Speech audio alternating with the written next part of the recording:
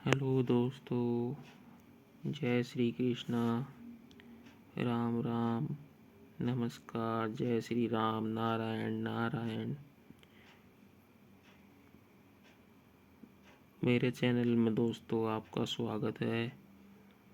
मैं आपको अब श्रीमद् भगवद गीता के पहले अध्याय का महात्म्य सुनाऊंगा। अब हम इसको खोलते हैं किताब को।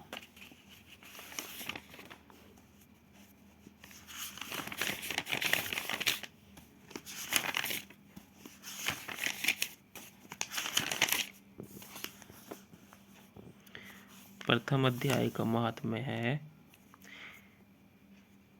एक समय पार्वती जी ने पूछा, हे महादेव जी, किस ज्ञान के बल से आपको संसार के सब लोग शिव कहकर पूजते हैं?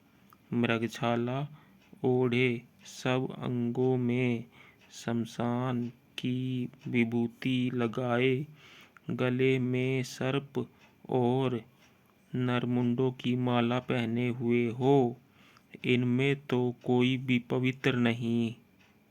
फिर आप किस ज्ञान से पवित्र माने जाते हो? यह आप कृपा कर कहिए।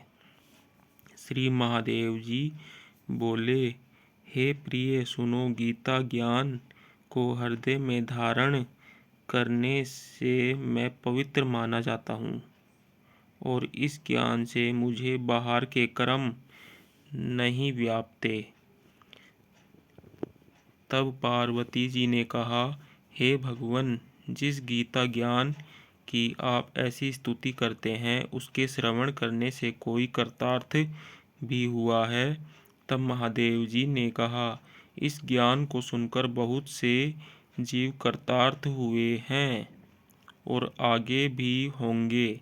मैं तुमसे एक पुरातन कथा कहता हूँ, तुम श्रवण करो। एक समय पाताल लोक में शेषनाग की शैया पर श्री नारायण जी नैन मूंद कर आनंद में मगन थे। उस समय भगवान के चरण दबाती हुई श्री लक्ष्मी जी ने पूछा, हे प्रभो, निद्रा और आलस्य तो उन पुरुषों को व्यापता है जो जीव तामसी हैं, फिर आप तो तीनों गुणों से अतीत हो। श्री नारायण प्रभु वासुदेव हो, आप जो नेत्र मूंद रहे हो, इससे मुझको बड़ा आश्चर्य है। श्री नारायण जी बोले, हे लक्ष्मी, मुझको निद्रा आलस्य नहीं व्यापता। एक शब्द रूप जो भगवद गीता है, उसमें जो ज्ञान है, उसके आकार रूप हैं। तैसे यह गीता शब्द रूप अवतार है। इस गीता में यह अंग है। 5 अध्याय मेरा मुख है, 10 अध्याय मेरी भुजा है, और 16वां अध्याय मेरा हृदय और मन और मेरा उदर है। 17वां अध्याय मेरी जंघा है। 18वां अध्याय मेरे चरण हैं। गीता के सब श्लोक ही मेरी नाड़ियां हैं, और जो गीता के अक्षर हैं वही मेरे रोम हैं। ऐसा मेरा शब्द रूपी जो गीता ज्ञान है, उसी के अर्थ में हृदय में विचार करता हूँ और बहुत आनंद को प्राप्त होता हूँ। लक्ष्मी जी बोली, हे श्री नारायण जी, जब श्री गीता जी का इतना ज्ञान है तो उसको सुनकर कोई जीव कृतार्थ भी हुआ है, सो मुझसे कहो। तब श्री नारायण जी ने कहा, हे लक्ष्मी, गीता ज्ञान को सुनकर बहुत से जीव कृतार्थ हुए हैं, सो तुम श्रवण करो। एक शूद्र वर्ण प्राणी था जो चांडालों के कर्म करता था और तेल लवण का व्यापार करता था। उसने एक बकरी पाली। एक दिन वह बकरी चराने को वन में गया और वृक्षों के पत्ते तोड़ने लगा। वहां उसे एक सर्प ने डस लिया, जिससे वह तुरंत मर गया। मरकर उसने बहुत नरक भोगे, फिर बैल का जन्म पाया। उस बैल को एक भिक्षुक ने मोल लिया। वह भिक्षुक उस पर चढ़कर सारे दिन मांगता फिरे, जो कुछ भिक्षा मांग कर लावे वह अपने कुटुंब के साथ बैठकर खावे। वह बैल सारी रात द्वार पर बंधा रहे, उसके खाने पीने की भी खबर न लेवे। कुछ थोड़ा सा भूसा उसके आगे डाल देवे। जब दिन चढ़े फिर बैल पर चढ़कर भागता फिरे। कई दिन गुजरे तो वह बैल भूख का मारा गिर पड़ा, किंतु प्राण नहीं निकले। नगर के लोगों ने देखा और उस बैल को कोई तीर्थ का फल दे, कोई व्रत का फल दे, तब भी उस बैल के प्राण नहीं छूटे। एक दिन गणिका आई, उसने लोगों से पूछा, यह कैसी भीड़ है? तो उन्होंने कहा, इसके प्राण नहीं निकलते, अनेक पुण्यों का फल दे रहे हैं तो भी इसकी मुक्ति नहीं होती। तब गणिका ने कहा, मैंने जो कर्म किया है उसका फल मैंने इस बैल के निमित्त दिया। इतना कहते ही बैल की मुक्ति हुई। तब बैल ने एक ब्राह्मण के घर में जन्म लिया। पिता ने उसका नाम सुशर्मा रखा। जब बड़ा हुआ तो पिता ने इसको पढ़ाया, तब उसको पिछले जन्म की सुध रही थी।